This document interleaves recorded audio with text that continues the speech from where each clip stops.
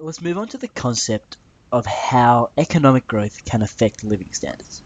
Now, we know from the previous lecture on the goal of economic growth that economic growth is broadly defined as an increase in the volume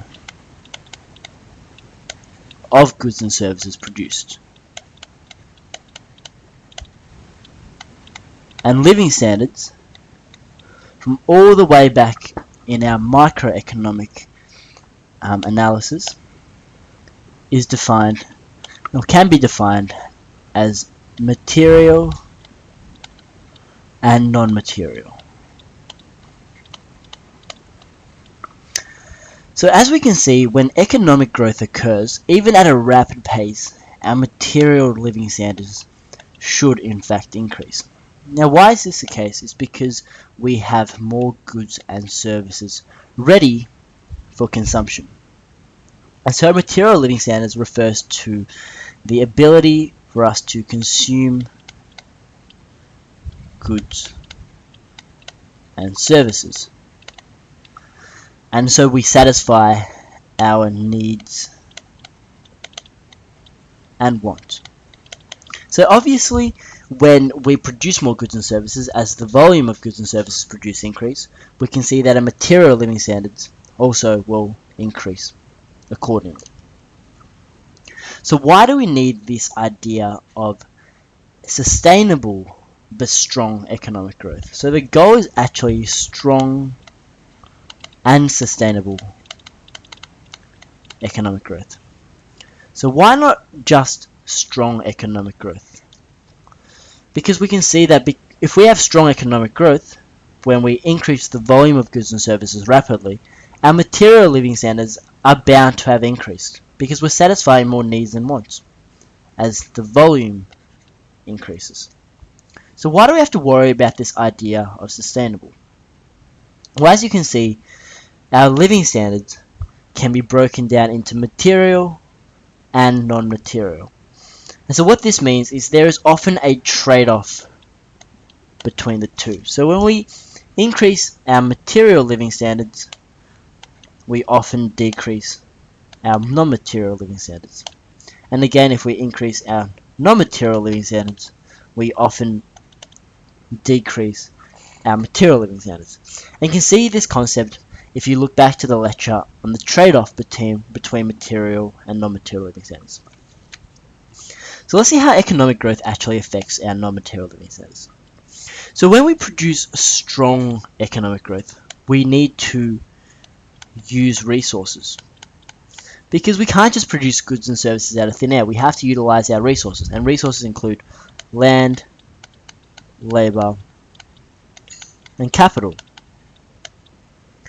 So the most pertinent effect that economic growth has on the utilization or overutilization of resources that can affect our non-material living standards is the use of our land resource. So these land resources include oil, natural gas, and all that. All those natural resources.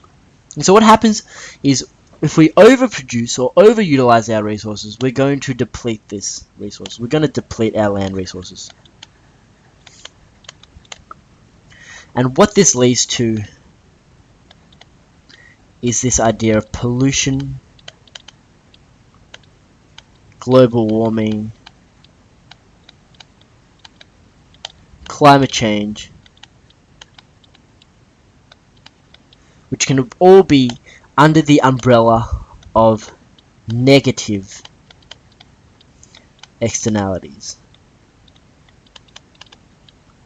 And so as we can see, our non-material living standards is correlated or has a high correlation with these concepts. So if we have high levels of pollution or very low air quality, then we're not going to enjoy very good non-material living standards, because we want to breathe healthy air. We want to stay healthy as a person. We want to have leisure time. We want to have, all the pleasures of seeing the ecosystem at its full potential, and always in all its glory. We want to see We want to see the animals. We want to be able to go to the zoo and see lions and tigers. But if we deplete our resources, if we keep on cutting down rainforests, if we keep on cutting down trees, there's going to not be enough land for these animals to roam in, and they're going to slowly fall extinct.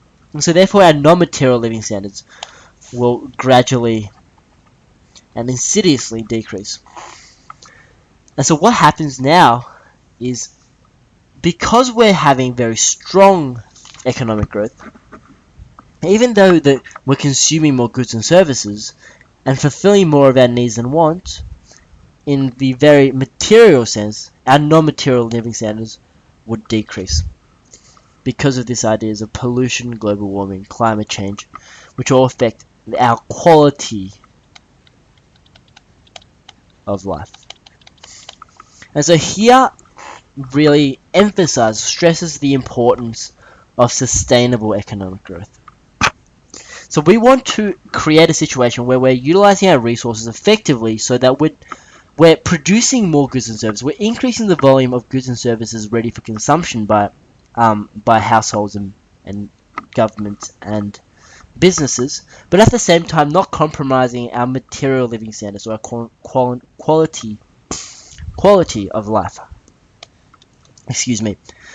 So what happens now is that we need to make it sustainable. So instead of utilizing our resources or utilizing our non-renewable resources, we have to use, or there's been encouragement to use, renewable and environmentally friendly resources. And at the same time, we want to increase our efficiency as well, so that we derive more goods and services relative to the resources we're putting in. So as you can see, economic growth and living standards sort of have an inverse relationship. So when economic growth is unsustainable, we're going to see that material living standards will go up, but that would be at the expense of our non-material living standards going down. So, but if we achieve strong and sustainable economic growth, then we can see that both material living standards and non-material living standards can improve at the same time. So that's the concept of how economic growth and living standards are interlinked.